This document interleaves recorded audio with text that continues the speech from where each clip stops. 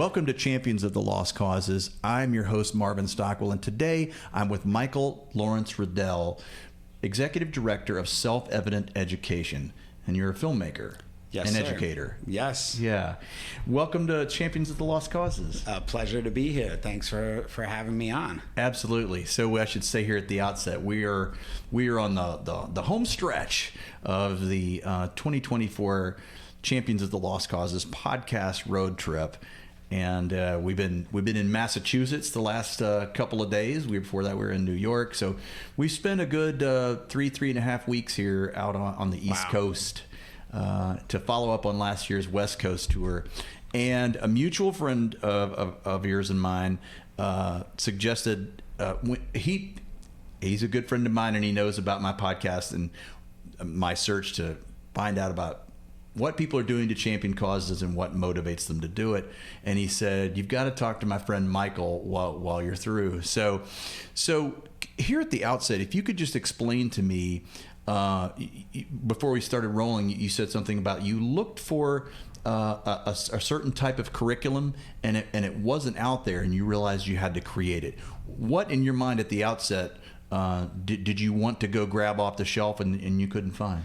Yeah, so, I was teaching American History 1 to 8th graders, right? And so this is American history from early 1600s through the end of Reconstruction, right? So I knew that I wanted to present that history to my students in a way to help them understand the ways in which systems of power have been constructed in our history, particularly around race and racism in the United States, right? Mm-hmm. So that was foremost one of the things I wanted to do. I really wanted to help my students to see the ways that race has been constructed in this country, the ways it's been and continues to be a relevant factor in the ways that our society functions.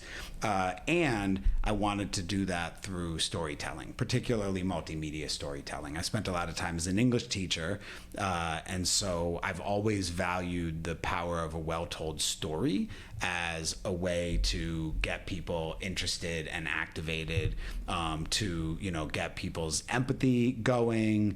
Right. That it's a way, if you can engage in a dynamic story, you can get people to think about new ideas, ask questions, engage in conversations that they might not have been ready to engage in without that story, right? Mm-hmm. So I wanted to do that same thing in my social studies classroom, particularly, like I said, multimedia storytelling. Yeah. And so I saw really clearly in my head the kinds of things that I wanted to put in front of my students, right? They'd be short films, mixture of animations and illustration and live action and interviews with people. And I just assumed that what I saw existed, right? Mm-hmm. And spent a lot of time in my time preparing for class looking for it and not finding it. Right. So not finding these. What I found was, documentary films that are pitched at like a college age level and above that I would have to, contextualize for my students. Or I found stuff that was like pedantic and patronizing and I couldn't put on in front of my 8th graders without losing complete respect from them, Mm-hmm. So what I was looking for didn't exist. And I think, to dial it back one more layer too, right? I think the original thinking of this work that I was doing was, the fact that our nation has never really accurately and honestly looked at the ways that race has been created and weaponized throughout our history and the ways it's resulted in systemic racism that we still deal with today. Right. And so that part of that, the history sort of has never been done in our country, right? So that's the first layer of that I'm dealing with in this work. The first gap is mm-hmm. filling this fact that that we don't know our history and we don't accurately and honestly, like I've said a couple of times,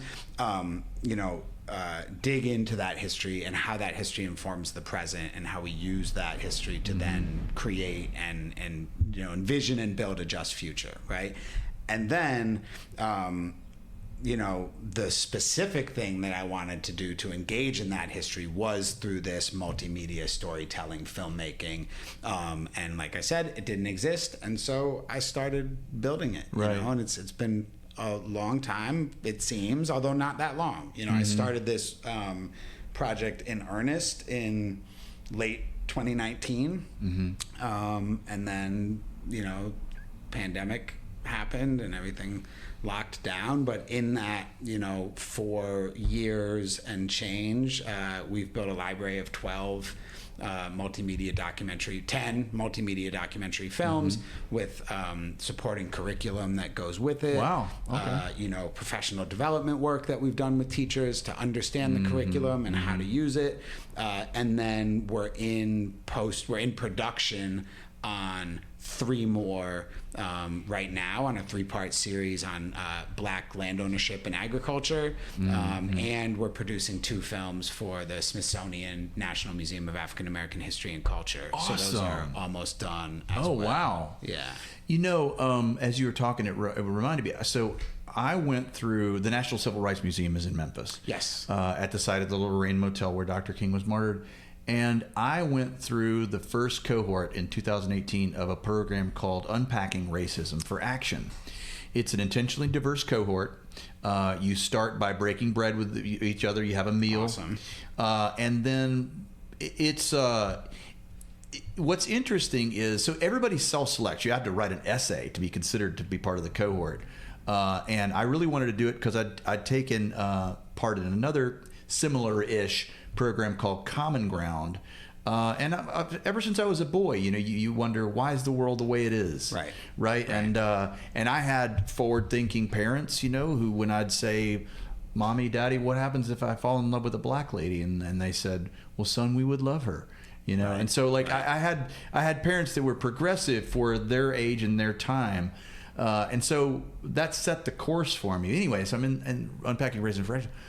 Even with self-selecting people who desired an experience where they were going to have to lean in and they knew they were going to be uncomfortable and they still sought it. Our sessions were great, but they were 2.5 hours long, and every week, only in the final 30 minutes did we get close enough to the reality and have it all just sit there in front of us. And face each other. And I think to myself, I faced with, these are people who want this experience. That's how hard it is to face how ugly this truth was. Do you think that is at the heart of why this curriculum didn't exist? I think it's definitely part of it, you know, and it, I don't know if it's a converse thing that happened, but something similar, right, was the thinking that I went through when I started to create this work, right? A lot of what I found, there's great resources out there, right? I'm not saying that there was nothing, you know, out there like what I'm doing. And, you know, people have been for generations and generations yelling and screaming and whispering and writing about the ways that race functions in our society and what we could do to fix it, right? So like, you know, there exists a solid foundation, but what I would find is the resources that existed would require so much heavy lifting to get them into something that I could present to a group of 8th graders, you know, the next day, right? And so I would find all these resources and I would think, I don't have the time, the energy to wade through this resource and translate it into something that I'm going to do with my students tomorrow or the next day. So then I would just go to the other social studies teachers and be like, okay, what are y'all teaching? Like, you know, let me do that, you know, because I didn't have what I really wanted to teach. And I thought about it. There's a book, I can't remember the name of the book, but it was talking about this idea of clearing a path for people, right? So that when there are obstacles along that path, people have a tendency to say, no, I'm not going to do that. There's obstacles. It's too hard. There's bumps in the road. And if there were obstacles in my path, right? I became a teacher because I wanted to use education as a space to eradicate white supremacy and systemic racism, right? I was dedicated to being an anti-racist teacher. That was my whole purpose in following this profession. And if I was finding resources and thinking, there's no way I can translate this into what I'm going to do in my classroom, imagine what it's like for people where there is an obstacle to it, right? Where there's some form of tension, where they're like, ooh, I don't know, I've seen people try to have conversations about race and they blow up in their face, and I'm afraid I'm going to say the wrong thing, and I don't know the history, right? So I think that is a huge part of it. I think another part of it is that there have been, at various points throughout our history, movements to intentionally obscure or confuse or lie about our history.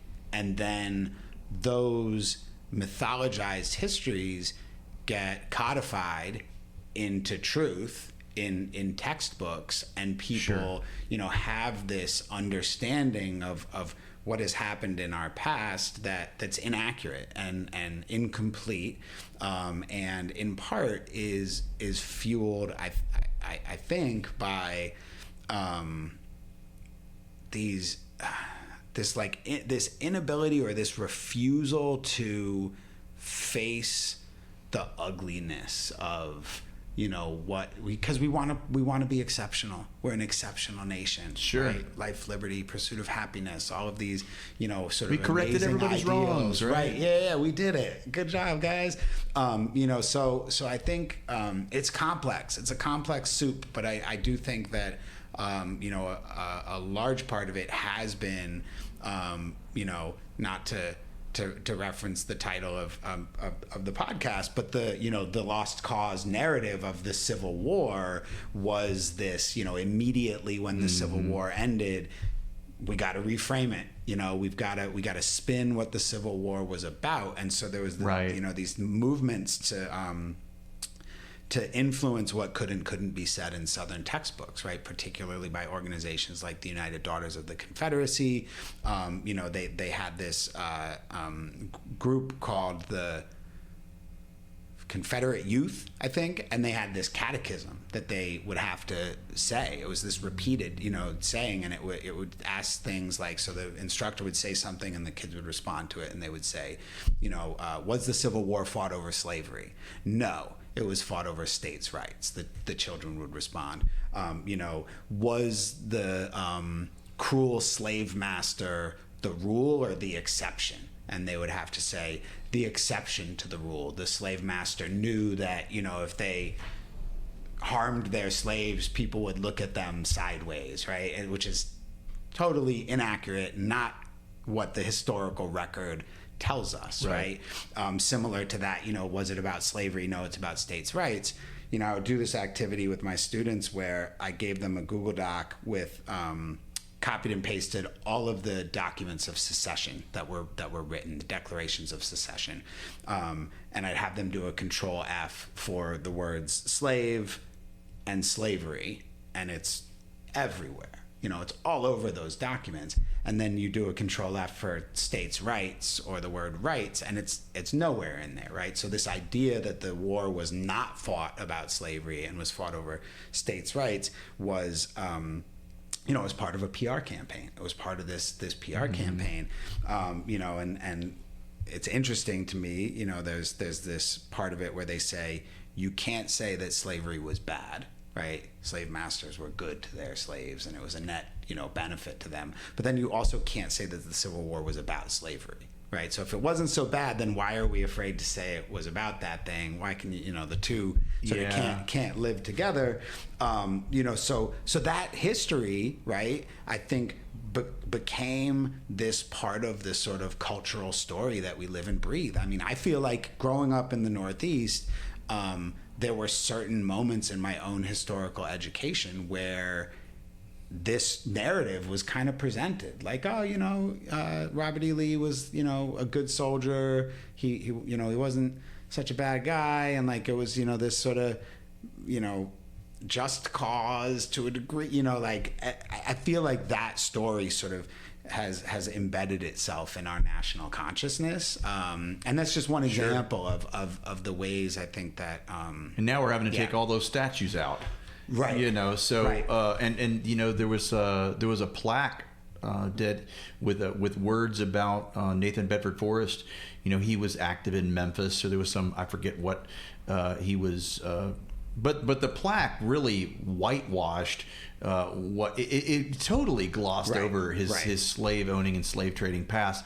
And there's a group, and I'm going to forget the name of the group, but they went through the process to get the historical marker changed, and it was one of the ceremonies that happened, and they timed it to be on MLK 50, the 50th anniversary in 2018.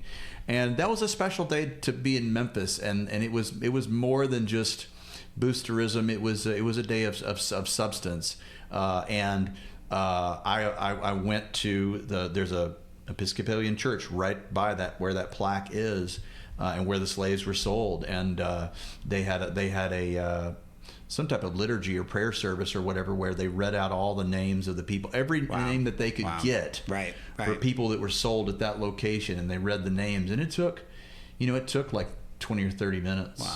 And then they changed the sign. But it's not all about signs and tokens and everything, 100%, but it's important. It's important because those statues were erected as instruments of intimidation. Right. 100%. You know, one of the essential questions that's embedded in the curriculum that goes along with our films is who and what do we memorialize, and what does it say about who we are and who we want to be as a community, right? And so for a while, my guess is this is probably not the truth anymore, but for a while, Nathaniel Bedford Forrest Forrester? I never remember. Nathan Bedford Forrest. Nathan Bedford Forrest was the single individual in the United States with the most historical markers dedicated to him, right? And he was a garbage soldier, right? He got all those monuments and those plaques because he helped found the Ku Klux Klan, right? Mm-hmm. So like, and for a while he was the individual in our country that was the most honored in those historical markers, right? So I think it's great that, you know, there are movements, right? And like you said, it's not the end all be all. It's not like we're, you know, but it's important. Put up a street sign and you know, name it after someone that we think is for the cause of justice, and then everything's good. Everything's fine now. Yeah, that's not how it works. You know, it was like my friend said, you know, we didn't. She was like, you know, she's talking about Black people in general. She was like, we didn't want Juneteenth as a national holiday. We wanted a police reform bill that, you know, is dedicated to these individuals who have been murdered by police, right? Like, that was what we wanted. We didn't want Juneteenth as a national holiday, right? And I think that there is a little bit of that sort of feeling in this country of like, you know, let's just throw a little bone, as opposed to like really getting to the root, really getting to the root of you know, what's going on and why we keep repeating. It's hard work. It's hard work, and my own experience with unpacking racism, which was a facilitator-led thing where we would learn, we would discuss redlining, you know, microaggressions, white privilege, and not just at a surface level. I mean, this was like a 14-class thing with 2.5-hour sessions. Right. You know? Right. So it was complex, and it allowed you to really get to know the other people in your cohort. But it was still hard work, even with those people who really wanted to do it. So I admire the effort that you've put forth. What has been, okay, so you started this in 2019, but then the pandemic kind of slowed you down a bit, perhaps. To date, you've produced 10 films that have accompanying curricula? Yep. Okay. Yep. And what's been the response, or where is it distributed? Who's using it? Yeah, so the response has been pretty phenomenal in terms of who's using it. You know, schools and educators in multiple places across the country. Our biggest sort of distribution point is through Discovery.com. So Discovery, Education has a web platform, and they licensed, I believe it was five or six of our films. And every quarter I get a report on like where they're being used and the grade bands, and it's really cool to see, the whatever colors they use on the map to represent like a lot of engagement in places like Texas and South Carolina and Florida. We have partnerships with schools in Massachusetts, Clayton County, Georgia. We did a bunch of work in Richmond, Virginia. And the next goal, we just did a teacher fellowship here in Florence this past spring, where we had educators from Texas, Tennessee, Michigan,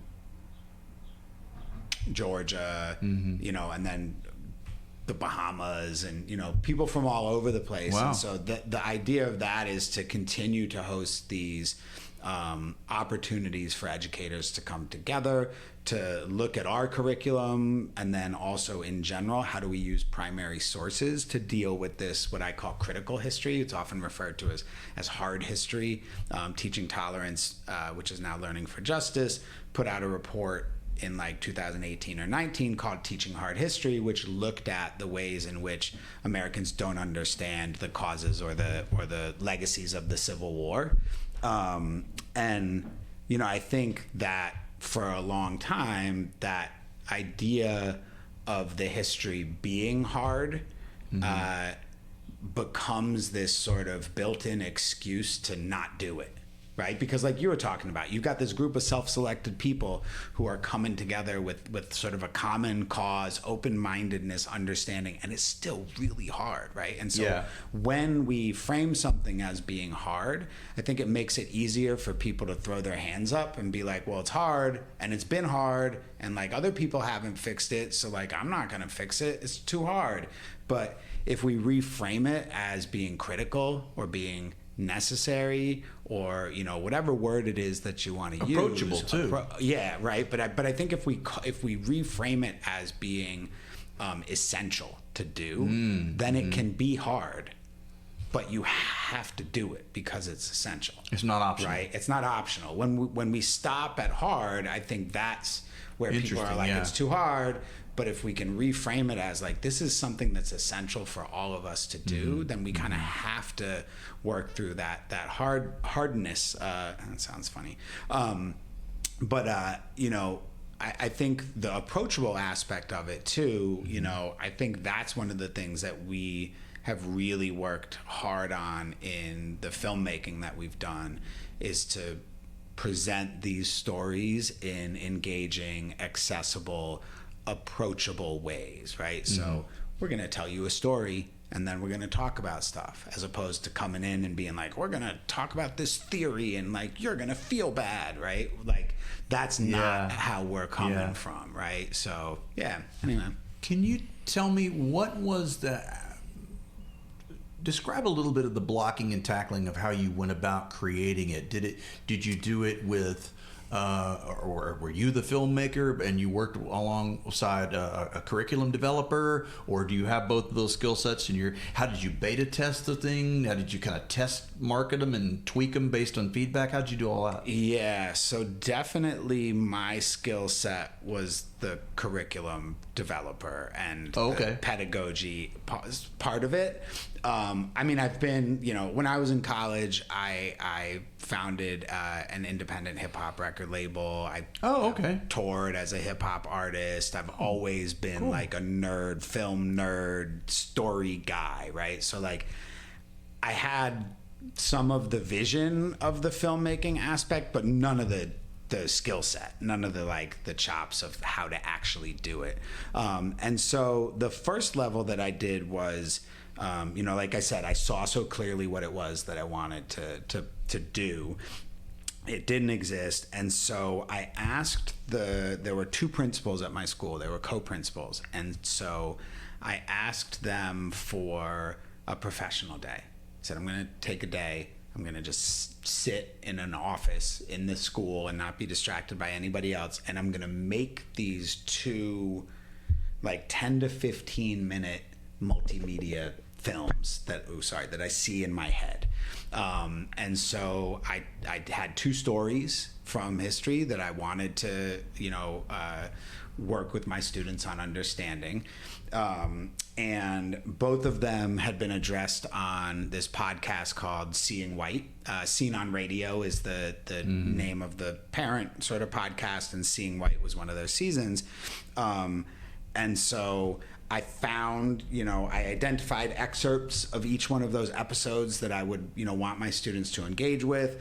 I found short, like 15 to 20 second clips from documentary films with, people sort of talking about similar issues.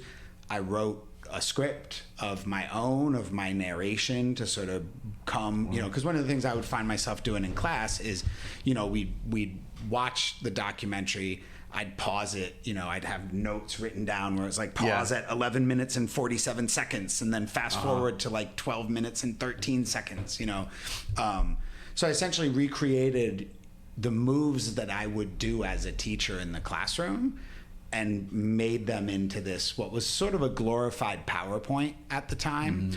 And I spent the whole day doing it. And I started the day and I'm going to do 2 of these. And I finished the day and I was probably approaching halfway with one of them. So it's always harder than you think, right? This is, and I taught myself Premiere Pro, really rudimentary aspects of video editing stuff.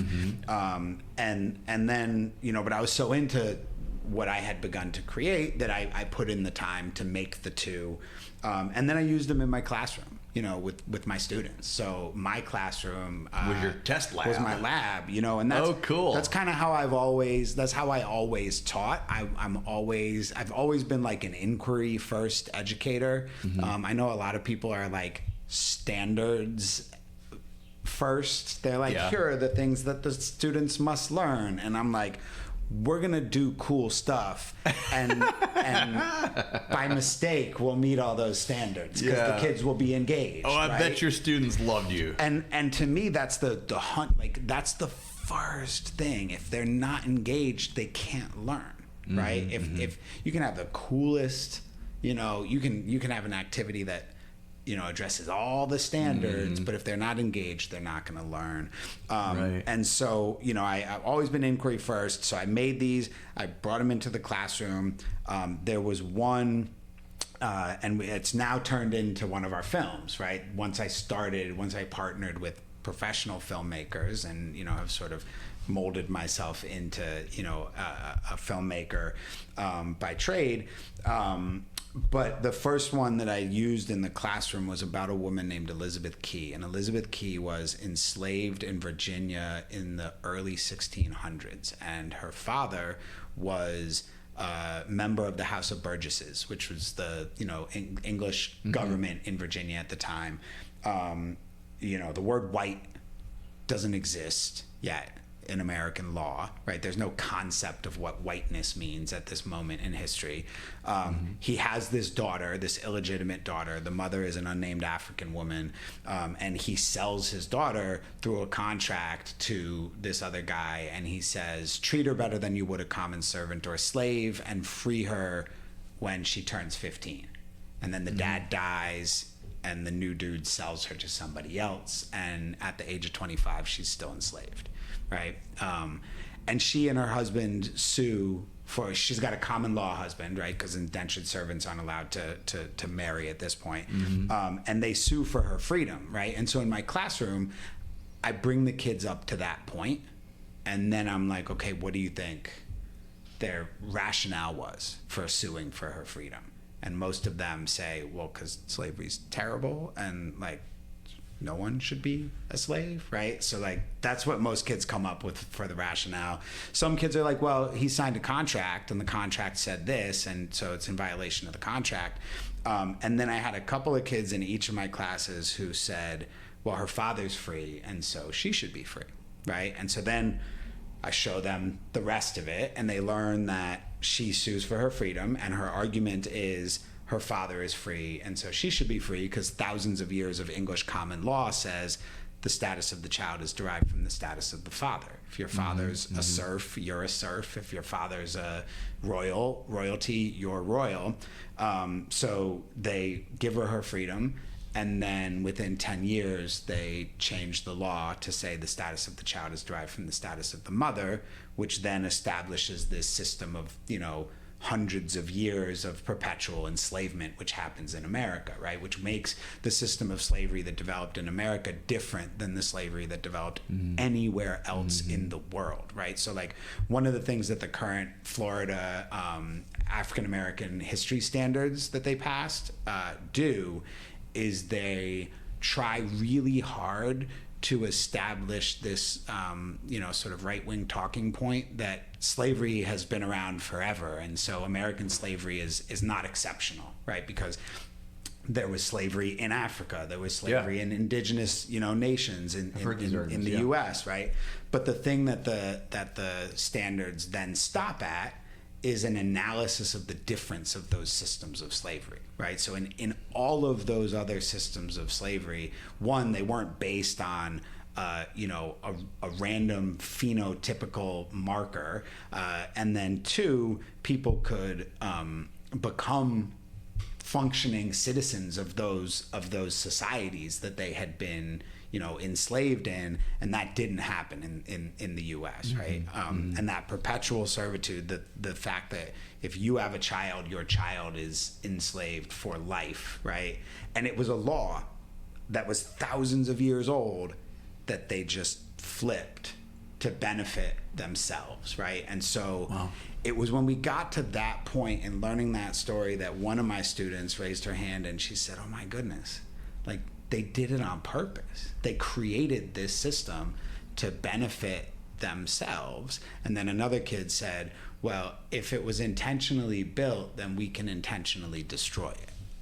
And to me, that was this moment where I was like, you just won. Okay, this thing did exactly what I wanted it to do. Like the level of thinking that they're doing, the engagement, the feedback that they gave. I was like, how did you like this compared to other stuff we've done in class? They were like, the best, do this again. Oh, great. So that was in my small lab. And then I took these early prototype ones and I shared them with other educators that I knew, and I had them do them in their classrooms. Collected and feedback. got feedback from that. And then I showed, so I took these two that I had done and I kind of elevated them a little bit, with better equipment. I got out in the world and, filmed some interviews at like historic sites and, in a graveyard, this story of this woman, Elizabeth Mumbat Freeman, and showed the really early version of that, the one that was like elevated from the glorified PowerPoints that I did in my classroom, but like embarrassing compared to the films that we're producing now, and started to raise funds to create what I really saw. And then I teamed up with this group of video editors, filmmakers, Rain Lake, and they very early and very clearly saw the vision of what I was going to do. And then similarly, one of the first films, the Elizabeth Freeman was the first one.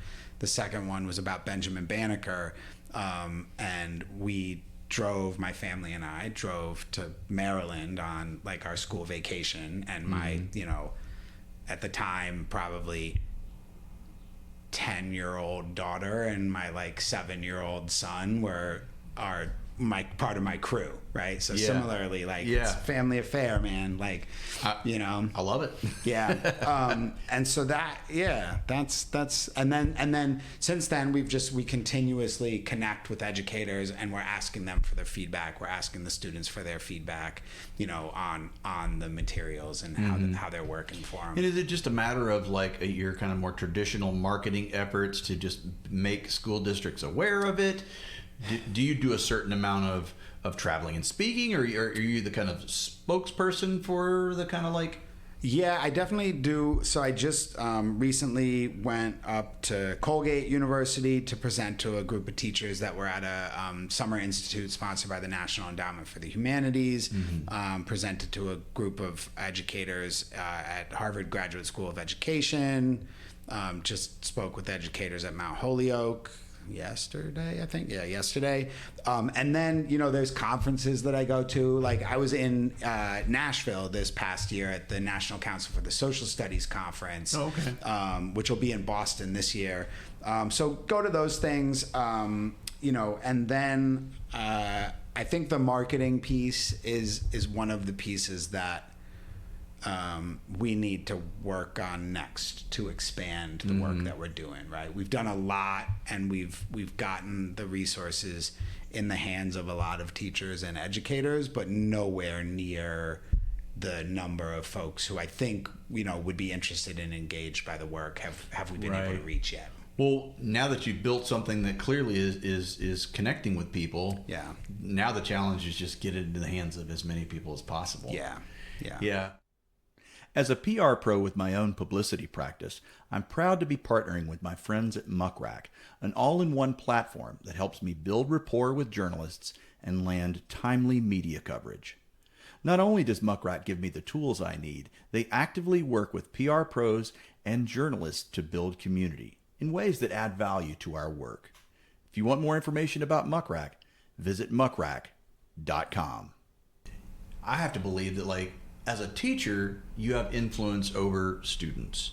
But as a curriculum developer and a filmmaker, you've kind of in a way, you're achieving the same goal, but in a different way. How long have you been out of teaching? So the last time I was in the classroom would have been, as a head teacher, the only, that was my job, was June of 2019. So 5 years, that's how math and numbers work.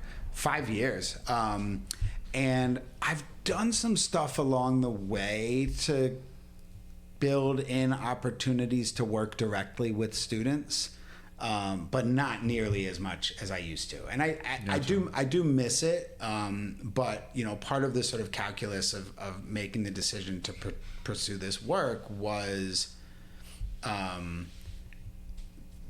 the amount of time and effort that I put into making these two sort of rudimentary versions of what this has become, the effect it had on my students. And, I was like, I'm obviously going to keep doing this kind of work. And if I'm putting in that level of effort and it's having this level of success, then I can't just have it be my students who are impacted by this. No, right? Absolutely. So that was the idea of sort of taking it beyond that space, and working with educators, working with systems. I think there, we've done some stuff to pursue conversations about working with teacher educator programs, right? So we can work with young folks who are training to be teachers, so that when they get to the classroom, they're already equipped with these resources and the ideas and skills about how to teach them. Working with school systems to think about how can we use these resources differently across different grade levels. So that's the part of it that I get really excited about, is the scale of the influence that this work can have beyond the classroom. But I miss working with students. I teach at Westfield State University. I'm teaching a class called Critical Multicultural Education, which is working with young undergrad students who all are education majors and are going to go on to be teachers. And that to me feels good. It's sort of keeping my teaching chops sharp. And it's also this space where I can, take the 20 plus years of experience that I have and share them with, a generation of folks who want to follow the same career path, Right. That to me feels like a pretty cool thing to be doing in my late 40s. It is cool. And it's from our vantage point here, having done it and had some success, it's easy to say, well, of course you did this. But were there years before that where you kind of had a version of that idea in your head, but you thought, well, yeah, it's like, where you kind of somewhat muddled through, but where it kind of dawned on you over time till you finally just couldn't BS yourself any longer. Like, I gotta roll up my sleeves here. 100%. I mean, I think that's one of the things that another piece that our culture really loves is an origin story. We love the apple hit him on the head and he was like, gravity, right? And not the years of study that went into making that decision at the end, right? That there's all of this forethought, and we often are looking for that moment of inspiration that it came there, so I could tell a story where I'm I was walking on a hiking with my dog in the woods and I saw these resources and that's where it came from. But in truth, I've been thinking about this since college, so I remember having conversations with my friends in college around how quickly I could memorize the lyrics to a song, right? I'd get a new album and by the middle of the week I'd know all the lyrics, and the idea of using that as a teaching tool, and how can we get people how can we get people to understand the history of our country or things that are going on in our world through music or storytelling or film. And then, like I said, after college, I put out a single and an EP and a full length and toured, and then, became a full-time teacher.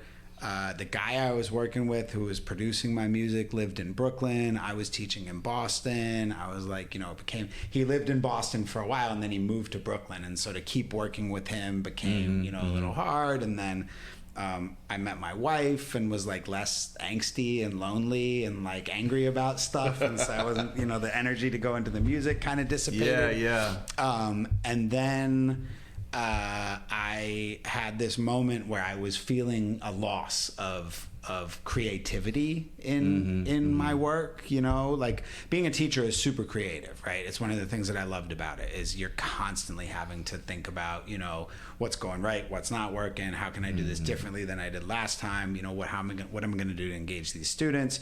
So it's not like I was in a non-creative profession, but there was something where I just missed having a seed of an idea and then turning it into a song or a story or something like that. Well, music connects with people, so I launched my own kind of solo PR practice, Champion the Cause. So Champions of the Lost Cause is my book and my podcast. Champion the Cause is my kind of PR practice, but there's a common thread, right? I want to, as a PR person, to be lifting up things that I believe deserve a light shown on them, and it also kind of sets an expectation of the type of work that I do not want. I don't want to work for the XYZ bolt company. I don't care. That's all well and good for your bolts, but I don't care to be your PR person. Right. But so I launched my business. And I thought, well, if I'm a PR pro, I should do some publicity for myself. To if I'm any good, I should be able to get some publicity. So I did all this publicity, and the PBS station in Memphis said they wanted to do a kind of a conversation with Marvin Stockwell, a 30-minute kind of long interview program. And so I did it, and while I was on the phone with the producer, he said, "Now, when do you guys have band practice?" I'm in a band called Pez. The band that I formed when I was 19, I'm 54 now, and we're not very active anymore. But when the producer asked me, "When do you have band practice?" Because I want to make sure to get B-roll of you at band practice. Of course, I'm not going to sit there and tell the journalist he's wrong. But for a moment, I was like, "Wait, what's going on here? What is this separate?" But then he saw something that I didn't see, which is that Pez has always been a social justice-oriented, cause-based work band since at least the middle 90s. So he saw a common thread about my life, which was interest in causes, interest in social justice. That's what our music has always been about. So I was like, duh. Yeah. So I say all that to say this.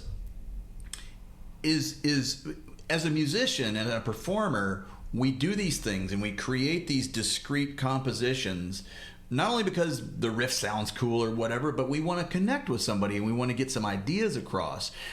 The idea of a song and then the broader themes of an album or a body of work, right?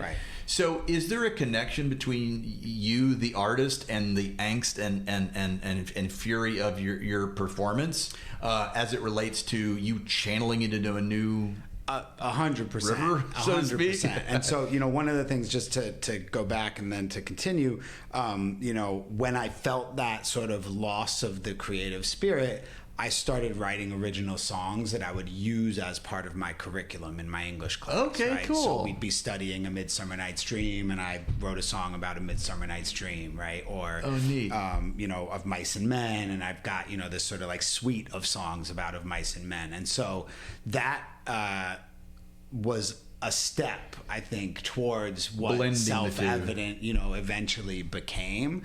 That's so cool. Yeah, and I do think, I think there's a huge connection between that. I mean, for me, music, hip hop music in the late '80s, early '90s was this, the kinds of hip hop that I gravitated towards was really the stuff that was socially conscious, that was pushing, a critical viewpoint and political viewpoint and active viewpoint, right? That was the music that really spoke to me.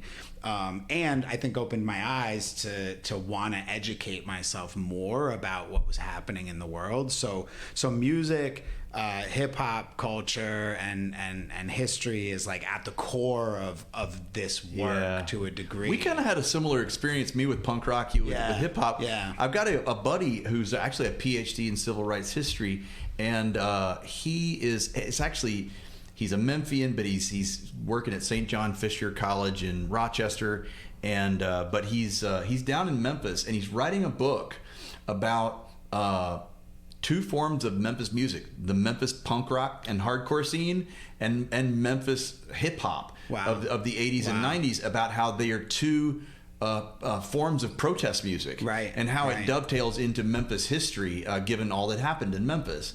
And I think it's a great hook for a book. Yeah. And it's like, I hadn't seen the connection, but I really think he's onto something. And I just feel like, if you are about music, if you're about creating music that has some type of passionate bent, whether it's a benefit show for good causes that you're putting on, whether it's, or whether it's just the content of the song, I think music can be a thing that foreshadows our activity in other spheres of our life. I wrote a song called "Light the Way," and it's the theme song for this podcast. Oh, nice. It's the bumper music. The first, I don't know whether this is the way you wrote lyrics, but sometimes lyrics would just fall out of the sky and just fall through my brain and onto the page. Yep. And one day I just feel like I have to write this down. The world is passing away right before our eyes. We all have a chance to light the way or just bask in others' glow. We all have a chance to shine, and we shine brighter together. Imagine the collective kilowattage of the whole world burning bright. And I wrote that all in one swath. I couldn't write it fast enough. I thought, I'm going to forget it. I got that down, and when I read it back to myself, I thought, I didn't even really understand it. Right. That imagery about the collective kilowattage has now become a core kind of plank in my book. It's about the kind of shared light that we shine when people choose to listen to their aspirational higher self, which is urging them to do one suite of things, whereas the kind of like only knows the known voice of the ego that keeps us safe can sometimes overreact and hem in our best energies.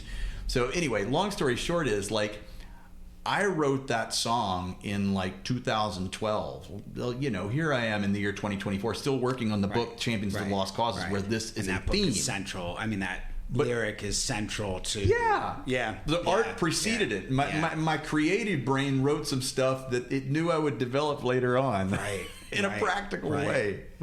It really is amazing when you're able to look back at something that you've created and be like, oh my goodness, I see, like, did I know, like, how did that come to me, and the layers of meaning that it has. It's the muse, man. The muse is smarter than we are, man. Seriously. So I'm just curious, do you ever like get the band back together, or do you perform, or So I did perform this past spring. We do a conference every spring called the Power of Truths Arts and Education Festival, and we put on a theatrical production at the end of it the last 2 years called Know the Ledge Hip Hop History Live. And essentially what we did is we my partner, Acrobatic, and I, Jared Bridgman is his government name, but Acrobatic is his MC name. So Ac and I, thought about a number of artists that we wanted to work with, and we identified ones who we thought would be good at embodying certain characters or stories from the films that we've produced. And so we assigned each person that we were working with one of the Self-Evident Education films, and said, create a 5 to 10 minute set that uses your artistry to tell that story in a new and different way. Oh, that's cool. So we had songwriters, we had dancers. The idea is eventually to get some visual artists involved. Yeah. And so I did a piece as John Brown at that, which felt great. I mean, my wife was like, "Dude, that was the best live performance I've ever seen you give in your life." So that felt cool. Yeah. What's interesting is there was a period after the band was active and living on the road, touring and everything, that I set the band down. We went on hiatus. My wife got a teaching assistantship to go to graduate school, and we had about a 5-year hiatus. And I know that when you don't have a band practice to go into, but that guitar's sitting there. And I found that the initial idea is I'll channel this creativity into a different, but I found that once you're a musician and a songwriter, you can never turn that faucet off entirely. Right. It's always there, and you're noodling around. I've got an album and a half of riffs in my head, and and it's I need to, but we're not as active anymore. But what am I going to do? Get it out of the head, man. Get it out. No, I'm going to have to. But that's something for when I get home from the podcast road trip. So so in the kind of immediate near term, if you say, okay, you've had some success, you didn't see this curriculum out there, so you developed it yourself, you beta tested it, you really connected with students, and now you've had some successes, getting them in the hands of other people, other educators. In other words, you stood it up, you did it, and now you're finding other ways to manifest it and get it out there. But you've arrived at there needs to be some kind of marketing, tweak. So maybe am I right in saying that's probably the work of the next 1 to 2 years? Definitely central to that work. I think marketing, and then also strategic network building, right, as sort of part of that marketing plan. I'm really a big believer in word of mouth, right? And so we had build a tribe. Yeah, we had this teacher fellowship that I spoke about in the spring, 13 educators from all over the country, right? They go back, each of them has somewhere between 50 and 80 students, right? So just right there, that's this huge group of people that you've influenced. And then the next step of it is to expand the fellowship, and then as part of the fellowship, the educators go back to where they are, and they train other educators.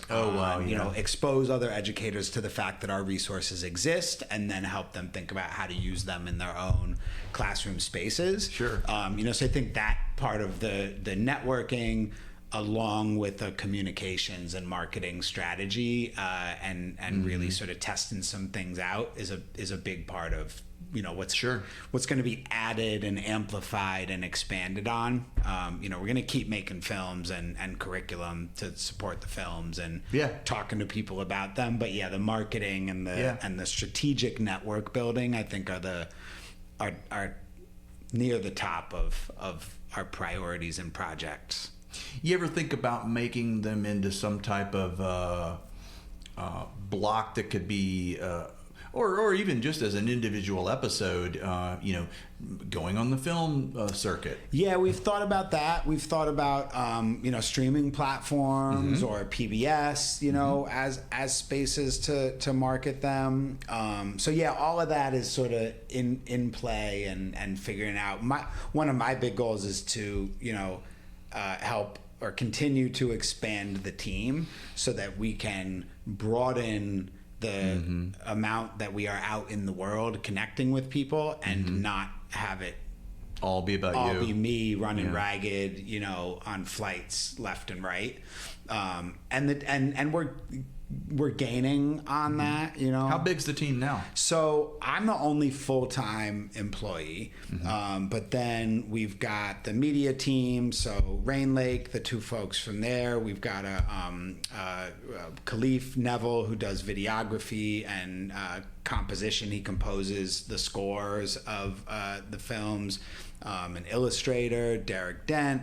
I brought on recently a collaborator who's going to help with some of the filmmaking, but then also with communication stuff. So creating content out of what we already have that can be repurposed as social media content, as short form content, you know. So we've got these films, there's 10 of them. The longest one is 25 minutes. The shortest one is like 10, you know, and then we've got hundreds, you know, of interviews. You know, we've got all of these interviews that, you know, 90% of them don't make it into the episodes themselves. Sure. So Michael Hansen is his name. He's going to work on, you know, turning that all into communications content. So there's, you know, I mean, there's a good 8 to 10 folks who are working either on like a project by project basis or like a part-time basis. A lot of project-based work, you know. Waiting for that big grant funding that will allow me to hire at least one other full-time person, because I'm pretty exhausted. I'll bet. Yeah. I mean, it's but it's work that you love so much. It's potent fuel. Yeah. Yes. That's so cool. So staffing up. So. Okay, I get a sense of what you're because it's again, it goes back to it's too good to stop now. Right. We've come too far to turn back now. Yes. All those things, Yes. right? So, but if you've identified what you need to add, and it sounds like you're working toward it, I'm not worried about the next two years. That sounds like that's going to go where it needs to go. Let me ask you a different question. Yeah. Let's wave a magic wand. Yeah. And let's say all this continues to catch on. Yeah. Honestly, I think the world is at the right moment to finally shift that. Yeah. You know, so I'm hopeful that it is. So let's say things. What would wave a magic wand? What is 5, 10, 15, maybe even 20 years look like? Success beyond your wildest dreams, and you've achieved the core purpose that you set out with at the outset. But what's that look magnified and more gasoline poured on the old fire? Yeah. I think one future vision is a shift in the metaphors that we use to shape our world. I think that so much of the way that we describe our world is based on a fundamental misunderstanding of abundance versus lack, and then that leads to the dehumanization of anybody who threatens your access to this resource, whatever it is, whether it's love or money or food or water, or land or resources, or happiness, or, you know, all of these things that we've been sort of led to believe exist in limited quantities. And so if you have some, that means I've got less, right? And I think that leads to, you know, we live in this culture in the United States where I think there is so much work done thinking about what separates us and neglecting the humanity of others. And so that to me is the fundamental work, and it feels like common sense, right? Like I'm looking to help create a world where we recognize that other people who are different from us are human, but it feels revolutionary in a lot of ways, right? I mean, so W.E.B. Du Bois wrote this book called Black Reconstruction, about the history of Reconstruction. And at the beginning of it, I don't remember the exact words he says, but at the beginning of it, he essentially says, if you believe that Black people are human, then you're going to get a bunch out of this book. And if you don't, kick rocks, dude. Like, don't read this book. You're not gonna get it, right? If I have to prove to you in this book the humanity of Black people, then we've already lost. And I think that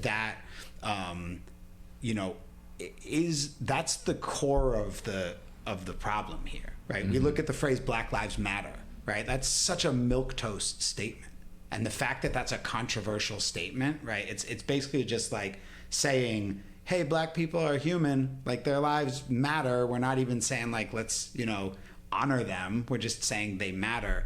So I think there's a fundamental problem in a lack of humanity and an understanding of others' humanities. And it goes back to this idea of,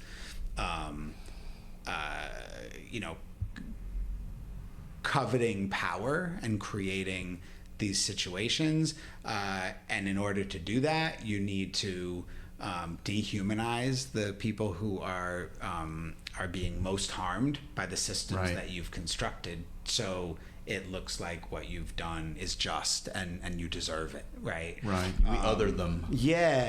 And so to me, that's what 15 to 20 years down the road looks like. Obviously, I don't think 20 years we're going to, see a world where we're not geographically, economically, racially segregated. But, that's what we're looking towards, is to build this world where people can exist together in community, and you can no longer make predictions about things like, wealth distribution, educational attainment, infant mortality based on racial demographics.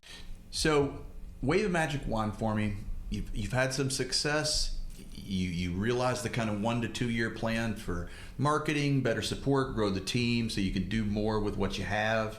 But what is farther out look like? What is 5, 10, 15, even 20 years out look like? If everything that you succeed in, that original vision, is carried forth, what is it achieving in that? Yeah. So, I mean, I think the big picture, right, is a shift in the way that we understand our place in the world, the metaphors that we use to describe that world, or shape that world. I think oftentimes the metaphors that we choose create the context as opposed to describe the context, and so, that's the big picture, right? This world where we are able to break down geographic, class, racial barriers, and we don't keep replicating systems where we can predict certain outcomes, imprisonment, wealth distribution, education attainment, infant mortality based on race, class, gender. That's the big picture. Simple, small. But I think, 5, 10, 15 years, it looks like schools and teachers in every state in the country using these resources, and not only using them and just being like, here, use them, but using them and inspiring themselves as educators, themselves as students, to look for other stories that they can examine and help to retell, right? So I think that's one of the things that I get most excited about is, there are an infinite number of stories that we don't know enough about and could be told, right? So it's not like we're going to run out of work to do, but I really hope that our work can, reach far and wide, get into schools in every single state, and then inspire teachers, students to do the same thing, right? People to think critically in their own stories that occur to them. Exactly. And just,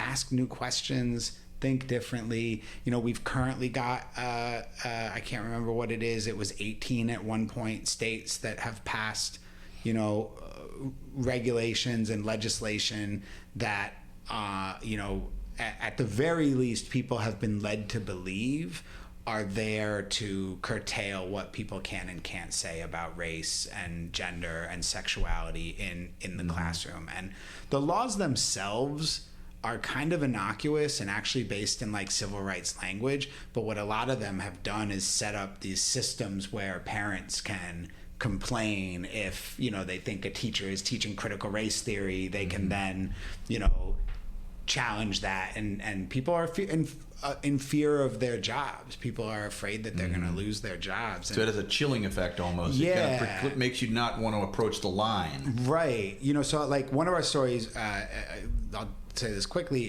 one of the films we did is about a couple named William and Ellen Craft, and they self-emancipate from slavery in Georgia in the 1850s, and their story is incredible, right? It's the things that they go through. She is biracial. She's the daughter of the first person who enslaved her, and she gets given as a wedding gift to her half sister when she's 11 years old, right?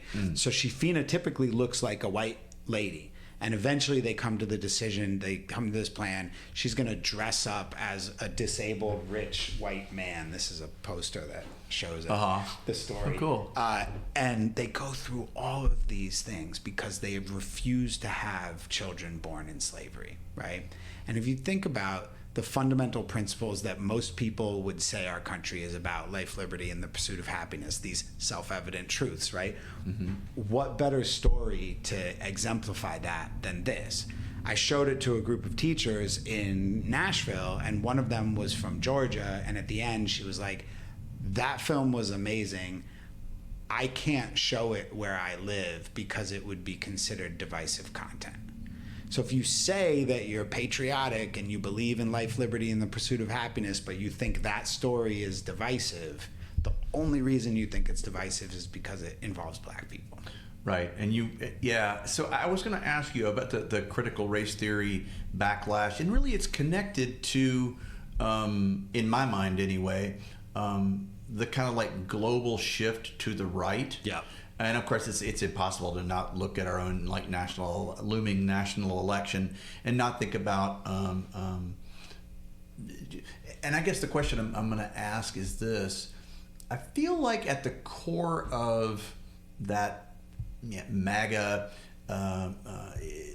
base is a. And I can't judge everyone. I don't know this, right? But it's kind of like it's like. Even take the phrase, "Make America Great Again." I just feel like it's like this desire to get the country back to a position where white people ran things, right? And white people had they enjoyed the favor that they used to enjoy, and you see that kind of like viscerally expressed in how they're anti-DEI, right, which is really just a means by which we can say. Everybody needs to be at the table centered and with equity, such that we can have an equal opportunity, or the closest we can get to an equal opportunity. And so I wonder whether or not it's that same reluctance to engage with that. Maybe that's part of the reason that the curriculum didn't exist, because it's just touching a truth we don't want to touch. But now that the world is changing, I just think that there is a reluctance. There's you can't cross this line, and everyone's finding every possible fissure point and battleground to stage a battle. I was listening to a podcast just about all these election officials all across the country that are like having all these recall votes because the voters are ingesting all this disinformation.